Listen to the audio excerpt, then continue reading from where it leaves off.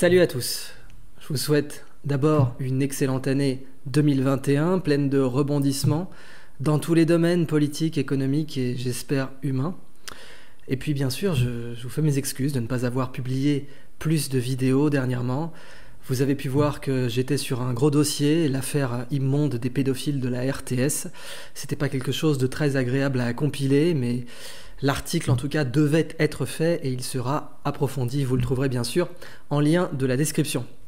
Maintenant, je voulais faire cette vidéo sur un sujet qu'on m'a souvent demandé, qui était à la fois le Bitcoin, évidemment vous savez que c'est dans l'ADN de la chaîne, et Tesla, la société, sa stratégie, etc.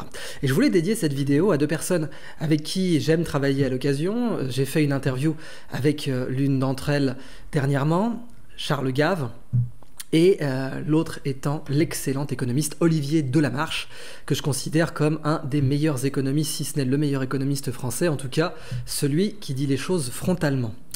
Or, il se trouve que ces deux personnes ont, à plusieurs reprises, évoqué un certain scepticisme vis-à-vis du Bitcoin et de Tesla. Et le sujet de cette vidéo, c'est que, bien que sur certains points, évidemment, nous ayons des désaccords, en fait, je considère qu'ils ont tout à fait raison. Et que Charles Gave, comme Olivier Delamarche, ont, sur le fond et sur les principes fondamentaux, absolument raison sur Tesla et sur le Bitcoin. Même si nous n'avons pas les mêmes positions économiques, c'est-à-dire que nous ne faisons pas les mêmes paris. Olivier Delamarche a été longtemps short sur Tesla et Charles Gave a encore une fois souligné son scepticisme sur le Bitcoin. Je vais vous expliquer pourquoi il a raison, même si nos positions économiques, c'est-à-dire ce qu'on a dans nos portefeuilles concrètement, ne sont pas forcément les mêmes. Il faut comprendre que le Bitcoin, on sait, à l'heure où j'enregistre cette vidéo, est en train de prendre une correction qui était tout à fait anticipée, mais tout de même a explosé. Le Bitcoin a atteint les plus hauts historiques. Et ça avait été prévu par un certain nombre d'économistes, un certain nombre d'acteurs, comme Max Keiser par exemple, qui est particulièrement iconoclaste et qui est un peu justement le Olivier Delamarche anglophone. C'est comme Olivier Delamarche un survivant de plusieurs crises à qui on ne l'a fait plus. Et en même temps, Max Keiser fait partie de ce qu'on appelle les maximalistes en matière de Bitcoin, c'est-à-dire quelqu'un qui considère que c'est la seule crypto-devise qui compte. C'est plutôt un point de vue que je tendrais à adopter moi-même. Et évidemment, ces gens-là, cette sphère, avaient prédit que le Bitcoin monterait autour de 40 000 $, peut-être 60 000 bientôt, peut-être 200 000, c'est ce que Keiser annonce.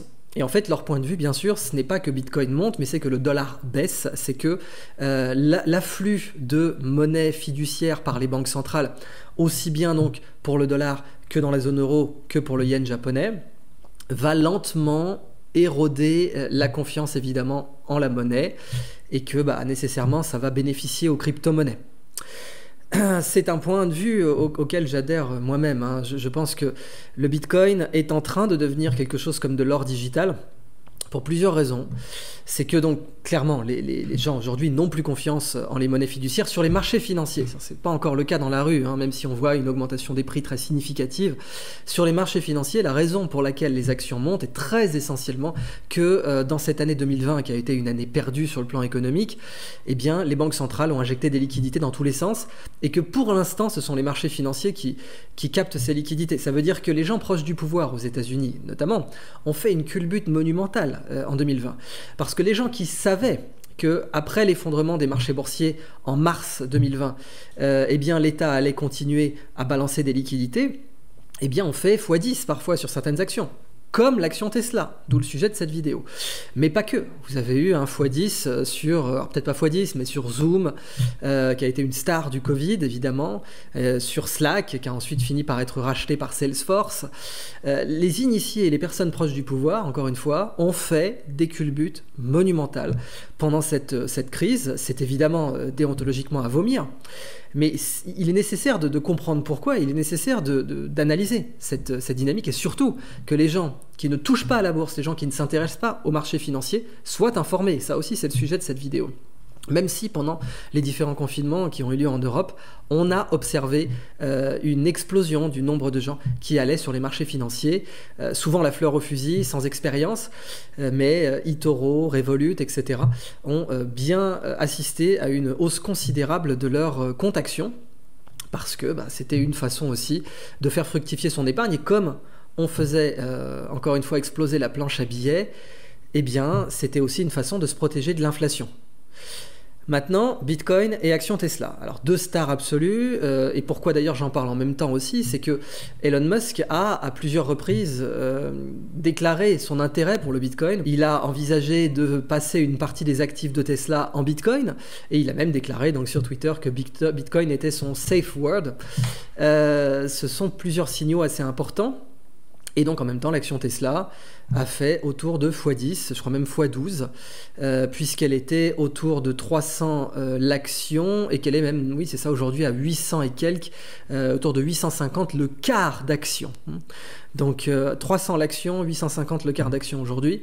Après donc le stock split, c'est une action qui a explosé concomitamment donc au Bitcoin. Alors, maintenant, pourquoi Olivier Delamarche a raison ? C'est le vrai sujet. En tout cas, pourquoi c'est à ce genre de gestionnaire de portefeuille ou d'expert en patrimoine qu'il faut faire confiance. Et j'insiste, hein, bon, Olivier Delamarche, outre le fait que c'est un ami et quelqu'un que je respecte énormément, on n'est aucunement en relation d'affaires, cette vidéo n'est pas sponsorisée, c'est vraiment juste ma libre opinion, quoi. Eh bien, c'est que il faut comprendre que Delamarche et Gave font partie d'une école en matière d'investissement qui est l'école Warren Buffett. Et Warren Buffett, c'est assez étrange, mais on croit que ses stratégies d'investissement sont très secrètes, que c'est quelqu'un qui cultive vraiment un art de la discrétion. Mais en fait, les stratégies d'investissement de Warren Buffett, et c'est même étrange d'ailleurs que des gens payent pour les connaître, elles sont totalement ouvertes depuis 40 ans. Et ça fait 40 ans qu'on sait lesquelles elles sont, qu'on sait comment il les déploie. Et c'est avant tout quelqu'un d'extraordinairement patient. Et quand on demande d'ailleurs à Warren Buffett pourquoi les gens ne deviennent pas riches en suivant ces stratégies, il dit mais parce que l'immense majorité des gens ne veut pas devenir riche lentement, avec la patience d'un type qui a dépassé ses 80 balais il y a un certain temps et qui a vraiment fait jouer la loi des croissances composées des marchés financiers à plein, mais sans investir dans la Silicon Valley à ses débuts. Jamais Warren Buffett n'aurait investi dans Apple à ses débuts. Pas plus qu'il n'aurait investi dans Microsoft à ses débuts. Warren Buffett investit quand la tendance est prouvée et quand l'action est ce qu'on appelle un blue chip. Donc blue chip, ça veut dire les jetons bleus au casino, qui sont donc les jetons qui ont la plus grande valeur, et les actions blue chip comme Disney, Boeing, Apple ou Microsoft, et donc aujourd'hui Tesla, sont des actions qui sont démontrées comme étant de grandes compagnies et des actions qui sont souvent prisées par les fonds de pension ou autres. Et évidemment, les boîtes de la Silicon Valley, à leur début, n'étaient pas des blue chips. Donc, la stratégie de Warren Buffett, qui est la stratégie à quelques variantes près, puisqu'évidemment, Charles Gave a ses propres stratégies d'investissement, et pareil pour Olivier Delamarche, mais en termes d'école de pensée économique et d'école de pensée financière, c'est une stratégie de la patience. Et il faut savoir que la première règle de Warren Buffett, c'est « ne perdez pas d'argent ». Et la deuxième règle, c'est « n'oubliez jamais la première règle ». Donc ça, ce sont vraiment les deux fameuses premières lois de Buffett. Don't lose money, never forget rule number one.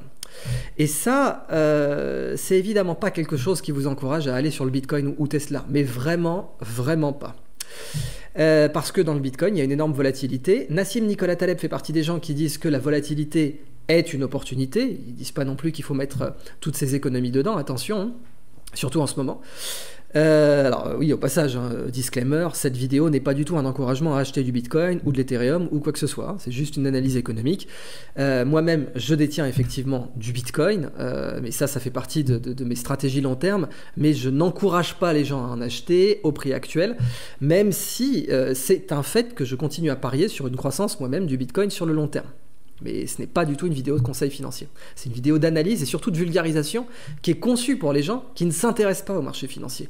Et le marché financier ayant une puissance aujourd'hui, politique, tout le monde le sait, mais au-delà, une puissance globale en réalité, une capacité d'influence, et puis bien sûr une capacité de destruction. Les marchés financiers sont devenus des champs de bataille, des lieux de destruction, d'actifs, de vie humaine. Il est important que le public comprenne un minimum comment ils fonctionnent et pourquoi ils fonctionnent. Et en quoi d'ailleurs, quand ils sont sains, ils peuvent être utiles, notamment dans le financement des grands projets d'infrastructures ou autres. Alors, sur le Bitcoin maintenant, je pense que c'est en train de devenir effectivement une sorte d'or digital. Qu'est-ce que c'est le Bitcoin et pourquoi c'est différent des autres crypto-monnaies ? C'est un système vraiment décentralisé. C'est le plus décentralisé des systèmes aujourd'hui, beaucoup plus décentralisé qu'Ethereum, beaucoup plus décentralisé que les autres monnaies foireuses comme XRP, Stellar ou autres. Et c'est une monnaie, un système de transactions que l'on ne peut quasiment pas contraindre. Ça, c'est le point important. Aujourd'hui, on le voit dans beaucoup d'affaires, et vous savez que je m'intéresse à certaines d'entre elles, notamment en Suisse, que le pouvoir peut être corrompu, que la justice peut être corrompue, et qu'elle peut prendre des décisions pour détruire telle ou telle activité. Ça peut arriver sur Ethereum. Demain, il y a une fondation Ethereum en Suisse. Demain, s'il y a des actions en justice contre la fondation Ethereum, Ethereum ne fonctionne plus. Point. C'est extrêmement dur de reprendre un système Ethereum qui serait attaqué en justice. Le Bitcoin, on ne peut pas l'attaquer en justice. C'est un réseau, c'est un système qui est gravé dans le marbre et qui est garanti par une entité supérieure qu'on appelle les mathématiques.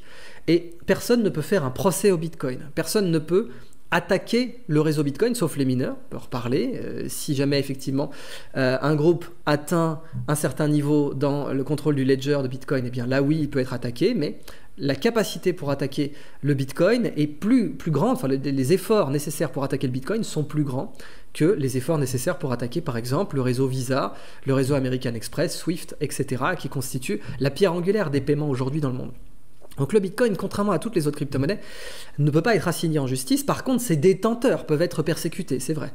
Mais un vrai détenteur de Bitcoin, il a sa clé en propre, physique. Il a noté ses codes alors crypté évidemment, sur un support physique, quelque chose en métal par exemple.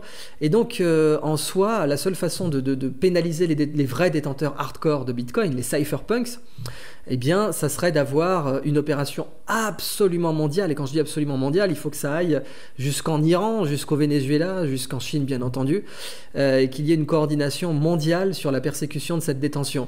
Bien sûr, des tentatives de réguler font toujours un impact sur le cours du Bitcoin. C'est inévitable et on le voit dernièrement. Mais on l'a vu encore plus sur d'autres monnaies comme le XRP, d'autres crypto-monnaies comme le XRP, dont il s'est avéré bien sûr qu'ils étaient ce qu'on pourrait appeler à beaucoup d'égards des exit scams. En tout cas, c'est le point de vue de personnes comme Max Keiser. Qu'est-ce que c'est qu'un exit scam? Eh bien, c'est quand vous faites monter au maximum la valeur d'une action. C'est aussi ce qu'on appelle un pump and dump. Et qu'une fois qu'elle est bien haute, eh bien, vous retrouvez des gogos pour l'acheter et que vous vous barrez en Floride avec votre argent. C'est ce que faisait le Loup de Wall Street et c'est toute la méthode qui était décrite dans le film Le Loup de Wall Street. Maintenant, pourquoi Bitcoin est en train de devenir une sorte de lingot d'or mondial? Eh bien, sa capacité à passer les frontières, justement, sa capacité à être échangé rapidement et sans commune mesure. Et aujourd'hui, quelqu'un qui aurait de l'or, par exemple, qui voudrait se prémunir de l'inflation, je lui souhaite bon courage pour passer des frontières avec. Et puis je lui souhaite même bon courage pour le transporter d'un point A à un point B, sans parler du problème aussi de le protéger. C'est-à-dire que cet or physique, eh bien, il va falloir le stocker dans un mélange de secrets et de violence éventuelle avec des armes à feu ou des systèmes de protection privée. Et au final, la capacité à l'échanger et à le stocker est infiniment plus contraignante que pour le Bitcoin. Et c'est une des raisons pour lesquelles le Bitcoin augmente à ce point. Cependant, il est curieux de constater que les gens qui détiennent du Bitcoin aujourd'hui, ils suivent en réalité les préconisations d'Olivier Delamarche. C'est-à-dire que qu'est-ce qu'ils font les milliardaires en Bitcoin ou les multimillionnaires en Bitcoin? Ils achètent de la terre en Nouvelle-Zélande ou ils achètent de la terre en Ukraine. Plutôt en Nouvelle-Zélande d'ailleurs, où la situation politique est moins tendue. Mais ils achètent du foncier, de la terre, alors pas en France, parce que effectivement la propriété foncière en France est très contestable et peut être remise en question rapidement, saisie, etc. L'investissement foncier en France, c'est particulier, mais en tout cas, des mecs comme Peter Thiel, qui sont connus pour détenir du Bitcoin, eh bien, ils vont aussi s'acheter des terres en Nouvelle-Zélande, ce qui est mot pour mot le genre de stratégie que préconiseraient Charles Gave et Olivier Delamarche. Donc en réalité, ce que l'on voit, c'est que même de la même façon que Steve Jobs ne voulait pas que ses enfants aient d'iPad, eh bien les détenteurs de Bitcoin, eux, investissent aussi dans la terre et dans le tangible. Mais ça ne les empêche pas, effectivement, d'utiliser le Bitcoin à plusieurs fins, malgré sa grande volatilité, et d'envisager, pour certains d'entre eux, une hausse à des hauteurs de 100 000 $ le Bitcoin d'ici la fin de l'année 2021, voire même 200 000 $ si c'est le pronostic de Max Keiser que l'on doit prendre au sérieux aujourd'hui. Maintenant, concernant Tesla. Eh bien, la raison pour laquelle l'action Tesla a augmenté considérablement, c'est aussi parce qu'il y a de l'argent gratuit. Et ça, c'est le point de vue que j'aimerais expliquer dans un petit cours finalement de stratégie d'affaires, parce que c'est ça que j'enseignais à l'école centrale, j'enseignais dans le master spécialisé stratégie développement d'affaires international, et j'ai enseigné beaucoup l'étude de cas Tesla, mais à l'époque, évidemment, Tesla, c'était quasiment personne, et on sait d'ailleurs qu'ils ont essayé de se vendre à Apple, et c'est Apple qui a refusé. C'était une considérable connerie, évidemment. Mais Apple a refusé, et maintenant, Tim Cook a très officiellement annoncé qu'il voulait rentrer dans l'industrie automobile, quelque chose que Steve Jobs n'aurait pas fait. Non pas que Steve Jobs n'était pas intéressé par les voitures, mais il l'aurait pas annoncé. Parce que Apple a cette stratégie avec Steve Jobs de dire « si ce n'est pas sur étagère dans les 6 mois, on n'en parle pas ». Alors évidemment, là, Tim Cook en a parlé et ça ne va pas sortir dans les 6 mois. C'est plutôt de l'ordre, à mon avis, de 2025 qu'on pourrait peut-être envisager de voir des automobiles Apple, évidemment électriques. Mais donc ça prouve évidemment le sérieux de cette industrie avec tous les avantages qu'elle procure. On sait aussi qu'elle a des inconvénients, notamment donc en matière géopolitique, les gisements de lithium en Bolivie, l'influence géopolitique américaine qui permet à Tesla de s'approvisionner. Tous ces problèmes-là demeurent réels, mais les avantages de l'automobile électrique pour l'instant supplantent très largement ces inconvénients, même si on prend en compte l'aspect géopolitique qui reste parfois sordide, tout simplement parce que les automobiles électriques ne polluent pas sur site. C'est tout bête, mais quand on a des taux d'asthme extrêmement élevés en Chine, eh bien on est bien content d'avoir des automobiles dont l'électricité pollue ailleurs. Bon, en Chine en l'occurrence avec du charbon, mais ils investissent considérablement dans les filières nucléaires, en particulier dans le nucléaire thorium. Mais on a donc d'ailleurs aussi en Chine NIO, le constructeur d'automobiles électriques chinois qui cartonne en ce moment, ce qui prouve vraiment que cette industrie, couplée à la possibilité d'avoir des voitures autonomes, est en train de devenir profondément sérieuse. Alors là où l'analyse d'Olivier Delamarche est vraie, c'est en fait qu'elle est très localisable, en particulier en Europe. C'est-à-dire qu'un constructeur comme Tesla, qui vend aussi peu de voitures, ne peut pas valoir 1000 milliards de dollars. C'est ce que Tesla est en train de valoir. Aujourd'hui, ils doivent s'être stabilisés autour de 800 milliards de dollars. Elon Musk est devenu l'homme le plus riche du monde par cette hausse considérable du cours de l'action. Et c'est vrai que dans les règles classiques de l'industrie automobile, ce n'est pas possible d'avoir une industrie qui vaut une entreprise qui vaut 1000 milliards de dollars alors qu'elle vend si peu de voitures à l'année. Mais ce qu'il faut comprendre, c'est que la stratégie de Tesla ne peut fonctionner que quand on a de l'argent gratuit. Et en un sens, je suis content qu'elle fonctionne. Je ne suis pas content qu'il y ait de l'argent gratuit. Je ne suis pas content qu'aujourd'hui, la Federal Reserve imprime des billets de banque pour enrichir les plus riches sans que ça arrive sur les classes moyennes et sur les classes les plus défavorisées aux États-Unis. C'est un vrai problème.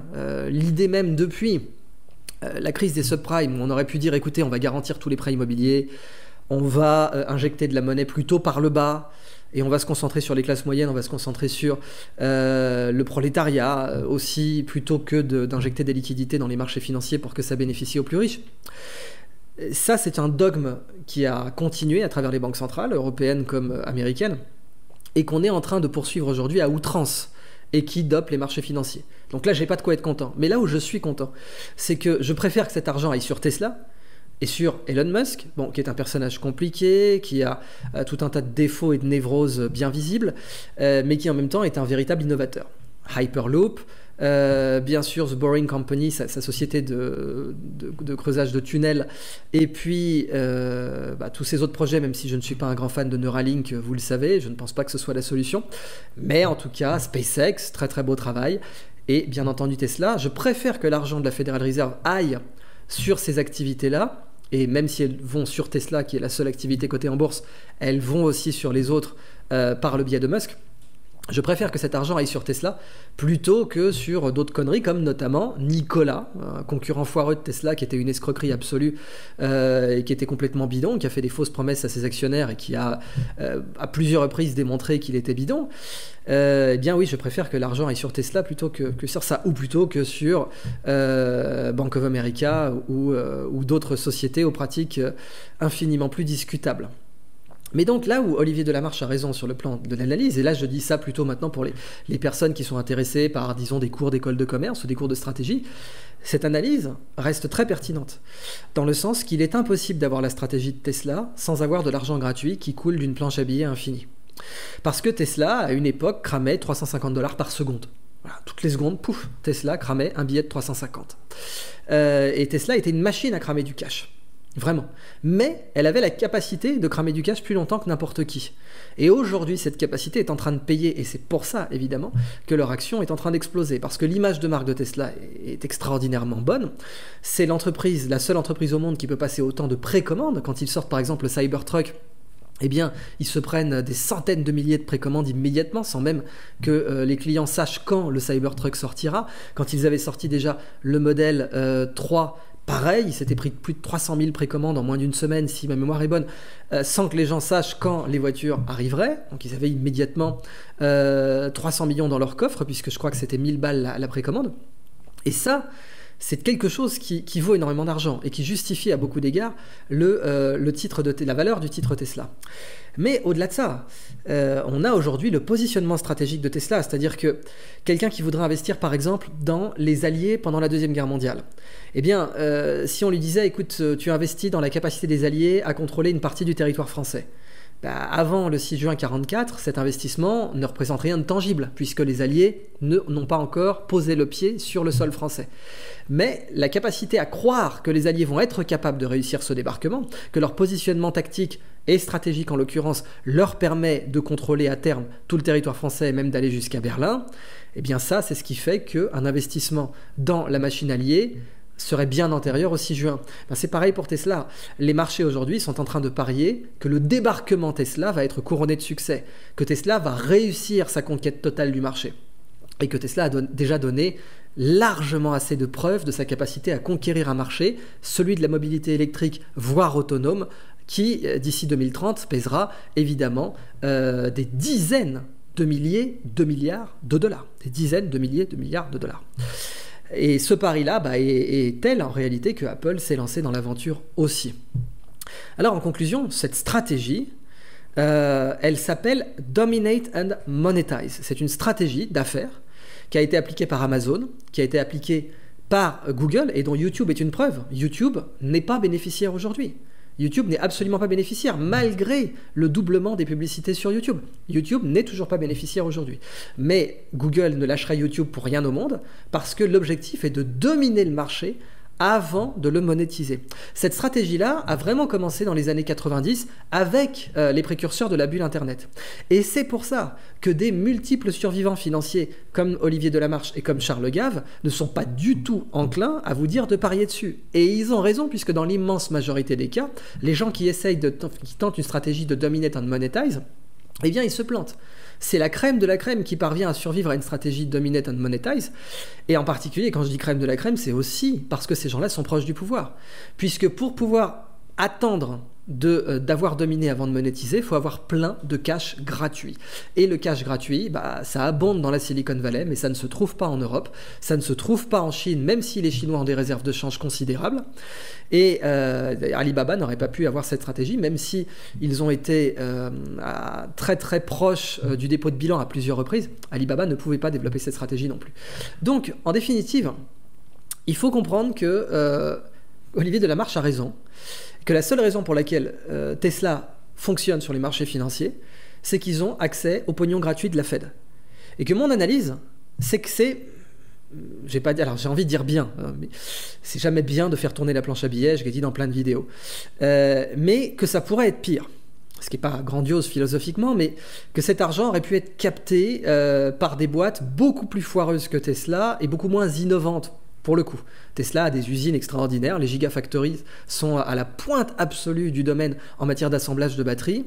Leurs automobiles ont aussi des chaînes d'assemblage extraordinaires, et puis elles sont géniales à conduire. Enfin, je suis pas payé par Tesla, mais ça fait des années que je dis que les automobiles Tesla sont particulièrement agréables à conduire et qu'elles ont un potentiel extraordinaire en tant que produit.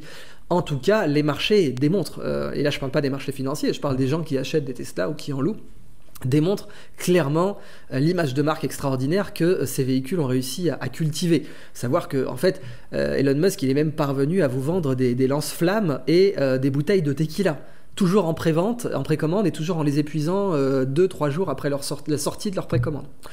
Donc évidemment, cette capacité de vente est extraordinaire. Cependant, le titre Tesla dépend beaucoup trop de Musk. Il faut savoir que s'il arrivait quelque chose à Elon Musk, on pourrait vraiment parier sur un effondrement total de l'action, sur un effondrement de 30-40% de l'action Tesla. le titre Tesla dépend beaucoup trop d'Elon Musk. Ça, c'est un fait. Alors que l'action Apple ne dépend pas autant de Tim Cook. Et elle avait même démontré qu'elle ne dépendait pas autant de Steve Jobs finalement, parce qu'il a réussi à créer une culture qui dépasse sa propre personne. Et comme l'avait très bien dit le stratège Peter Drucker, la culture, ça mange de la stratégie au petit déjeuner. C'est-à-dire qu'une entreprise qui cultive une vraie culture de prise de décision, de stratégie, qui cultive son propre ADN au regard des événements historiques, est capable de prendre les bonnes décisions, même quand elles ont l'air complètement foireuses sur le plan stratégique. C'était le cas de Steve Jobs avec l'iPod, par exemple. Eh bien, je ne pense pas que Tesla soit capable aujourd'hui d'avoir cette culture sans Musk. Alors Musk est encore jeune et donc on ne s'attend pas à ce qu'il meure demain, mais il faut savoir que les gens qui le connaissent, qui l'ont interviewé, je pense notamment à Guillaume Gralet au Point, vous confirmeront que c'est quelqu'un d'extraordinairement protégé avec un niveau de protection digne d'un chef d'État, précisément parce qu'il y a des contrats sur la tête de Musk à plusieurs égards et même à une époque de la part de la Russie, et oui, aussi bizarre que ça puisse paraître, parce que Musk a en fait très très mal à l'industrie astronautique russe avec SpaceX, beaucoup plus d'ailleurs qu'il en a fait à Ariane, même s'il en a fait à Ariane Espace aussi. Donc voilà, je voulais finalement prendre cette vidéo pour vous communiquer de la vulgarisation sur l'économie, les marchés financiers, le management, et puis surtout pour vous rappeler que vraiment la finance est une affaire beaucoup trop sérieuse pour être laissée aux financiers et qu'il faut que le public s'y intéresse. Il faut que le public ait une culture financière et économique, c'est essentiel.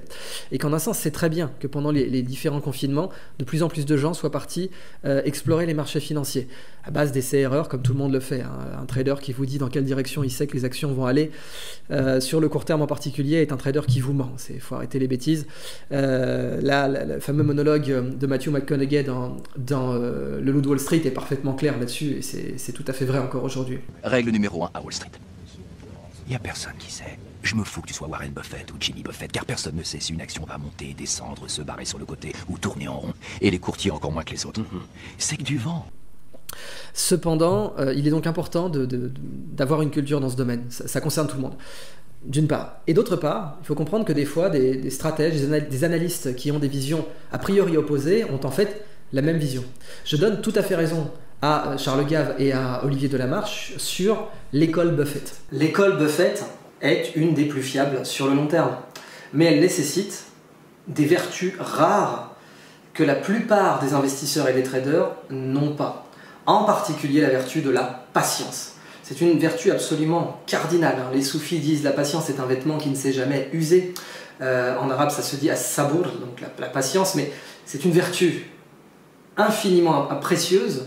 En spiritualité, toutes les spiritualités vous le confirment, hein, ça va du bouddhisme au soufisme en passant par le hassidisme, mais sur les marchés financiers c'est encore plus vrai, c'est-à-dire que des gens comme Buffett sont des gens qui sont cohérents dans leurs gains, dans leur stratégie d'investissement, et qui se hâtent lentement. Et puis surtout, évidemment, qui cherchent à ne pas perdre d'argent, plutôt qu'à en gagner le maximum et le plus vite possible. Et ça, c'est l'école de Charles Gave, ça, c'est l'école d'Olivier Delamarche. Également, la stratégie d'affaires de Tesla n'aurait pas pu fonctionner en Europe. Parce qu'en Europe, la planche à billets, elle tourne aussi, mais elle sert à faire léviter des banques qui sont mortes. Par exemple, la Deutsche Bank, qui est morte concrètement, mais qui lévite grâce à l'argent gratuit de la Banque Centrale Européenne. Tout cet argent gratuit que la Banque Centrale Européenne diffuse sur les marchés ne finance pas l'innovation, ne finance pas l'audace, ne finance pas des infrastructures géniales comme justement des trains à lévitation magnétique qui auraient pu permettre d'intégrer le territoire géopolitique européen à plus grande échelle. Genre, on aurait pu avoir un Paris-Moscou en 1h30 en investissant cet argent, pourquoi pas? Pourquoi pas? Mais on ne l'a pas, précisément parce que cet argent, pour l'instant, sert à gaver une sphère financière qui est malade. Bien, dans ce contexte, impossible d'envisager bien sûr un succès d'un Tesla européen, ou un succès de boîtes particulièrement innovantes qui pourraient prendre des parts de marché à une échelle mondiale et surtout avoir une image de marque aussi prestigieuse maintenant que la Tesla, puisque même plusieurs personnes ont décrit sur Twitter que si Tesla faisait des téléphones, eh bien ils les achèteraient. Mais au-delà de ça, cette capacité à prendre autant de précommandes, cette capacité à être aimé réellement de ses utilisateurs et d'avoir un taux de rétention aussi élevé, les gens qui conduisent des Tesla reviennent très rarement sur d'autres marques, exactement d'ailleurs comme le taux de rétention des utilisateurs d'Apple est très grand aussi. Mais par exemple dans l'industrie, ceux qui vous auraient dit que la Ford T était une révolution, ce qu'elle était, que la Twingo sera une révolution, ce qu'elle était toute proportion gardée par rapport à la Ford T, ou que la coccinelle était une révolution, n'ont pas vu le Cybertruck, qui est une révolution considérable dans l'industrie automobile, dans sa conception, dans sa philosophie même, c'est-à-dire que l'idée qu'il soit anguleux pour être plus facile à produire, c'est une sorte de Kalachnikov du SUV électrique ce machin. Le fait qu'il soit en aluminium anodisé, sans aucune peinture, mais avec des vitres blindées, etc. C'est une philosophie de conception complètement intégrée, où le produit fini demeure attachant, ce qui est bizarre parce que ça contredit pas mal de conférences que j'ai faites sur le sujet. Un produit doit être mignon pour bien se vendre, et le Cybertruck se vend bien alors qu'il est très anguleux qu'il a plutôt l'air effectivement quasi militaire en fait. Mais en réalité, pour qu'un produit se vende, il faut qu'il soit puissant, cross, mignon, non intimidant. Un produit qui est puissant mais pas mignon a tendance à faire peur, c'était le cas à beaucoup d'égards du Concorde, même si il a connu un succès non pas commercial puisqu'il n'a jamais gagné d'argent, mais là encore, dominate and monetize. Le Concorde aurait pu gagner de l'argent si le marché américain ne lui avait pas été fermé spécifiquement par Washington. Mais en tout cas, le Cybertruck, aujourd'hui, représente une révolution dans la philosophie de l'automobile individuelle, et dans sa conception, dans le plan d'usine, etc. Puis bien sûr, dans la façon dont l'automobile électrique peut être vendue.